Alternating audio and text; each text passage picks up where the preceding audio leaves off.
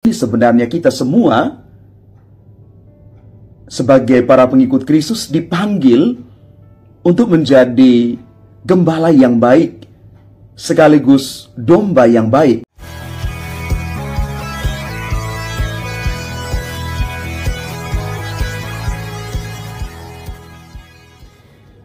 Salam Bapak Ibu, saudara dan saudari, sahabat-sahabat garam dunia yang terkasih.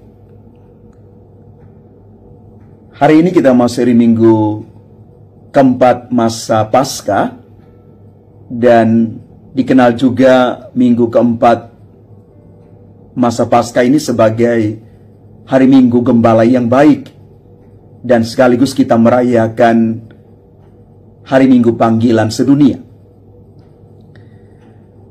Bacaan-bacaan suci yang kita renungkan pada hari ini yang berpuncak di dalam bacaan Injil, kita kembali diajak untuk merenungkan dan menimba inspirasi dari Yesus Gembala yang baik dan benar itu. Gambaran Gembala yang baik ini adalah satu lukisan yang cukup tua tetapi tetap relevan sampai saat sekarang. Dan kalau kita merenungkan bersama tentang gembala yang baik ini, sebenarnya kita semua sebagai para pengikut Kristus dipanggil untuk menjadi gembala yang baik sekaligus domba yang baik. Dan salah satu tugas seorang gembala itu adalah berusaha meyakinkan domba-dombanya bahwa semua yang mengikuti dia pasti akan aman dan selamat. Mereka semua pasti akan mendapatkan jaminan hidup yang baik. Maka kalau kita bertanya demikian, bagaimana caranya seorang gembala itu meyakinkan domba-dombanya, para pengikutnya, agar setia ikut apa yang gembala itu katakan? Di dalam Injil paling kurang kita mendapatkan 3 alasan, 3 cara. Yang pertama, mengenal. Seorang gembala perlu mengenal domba-dombanya, dan sebaliknya domba-dombanya pun perlu mengenal gembalanya.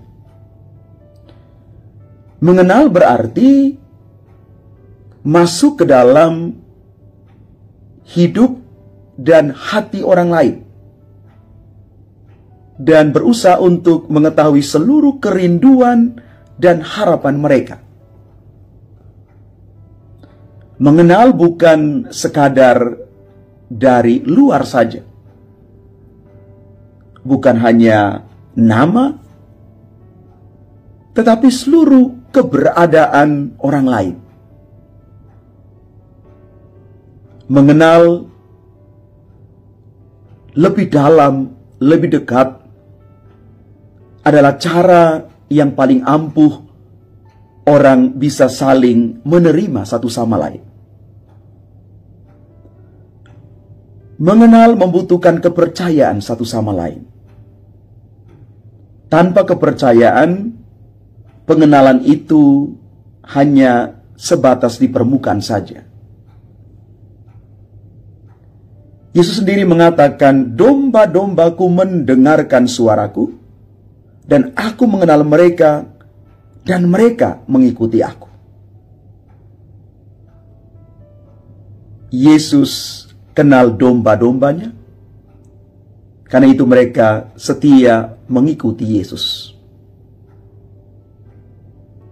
Kita pun belajar untuk mengenal orang lain, mengenal sampai ke kedalaman hidup dan diri orang lain, supaya kita sungguh-sungguh bisa menjadi bagian dari hidup orang lain dan orang bisa menjadi sahabat satu sama lain. Yang kedua adalah mencintai. Ada satu pepatah yang mengatakan, tak kenal maka tak sayang, tak kenal maka tak cinta. Kalau sudah kenal, pasti ada cinta. Maka mencintai itu artinya membuat orang yang dicintai itu merasa bahagia, merasa tenang dan damai. Bagaimana kita membahagiakan orang yang kita cintai? Mari kita berikan yang terbaik, versi terbaik dari diri kita. Waktu, perhatian, kebersamaan, dan mungkin juga ada hal-hal yang sangat dibutuhkan oleh orang yang kita cintai. Kita memberikan dengan sukarela karena kita mencintai. Mencintai tanpa embel-embel. Mencintai karena memang kita terpanggil untuk melakukan itu dengan kasih kita. Yesus mencintai kita sampai sehabis-habisnya. Salib Kristus menunjukkan kepada kita totalitas mencintai Yesus yang perlu juga kita ikuti. Dan yang terakhir, yang ketiga, melupakan diri sendiri. Syarat untuk mencintai orang lain secara utuh adalah melupakan diri sendiri. Ini syarat untuk sebuah pelayanan yang total. Dengan melupakan diri, seorang gembala dengan bebas dan hati utuh memberikan seluruh dirinya untuk keselamatan domba-dombanya.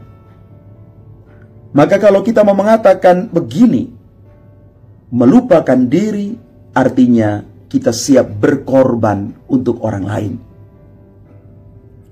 Pengorbanan yang kita lakukan pasti tidak sia-sia. Setiap pengorbanan, sekecil apapun, pasti Tuhan perhitungkan bagi kita semua.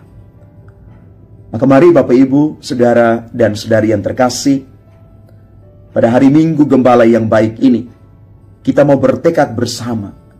Kita siap menjadi gembala-gembala yang baik dan juga domba-domba yang baik yang mendengarkan suara gembala. Dan gembala sejati kita adalah Kristus sendiri. Tuhan memberkati kita sekalian. Amin.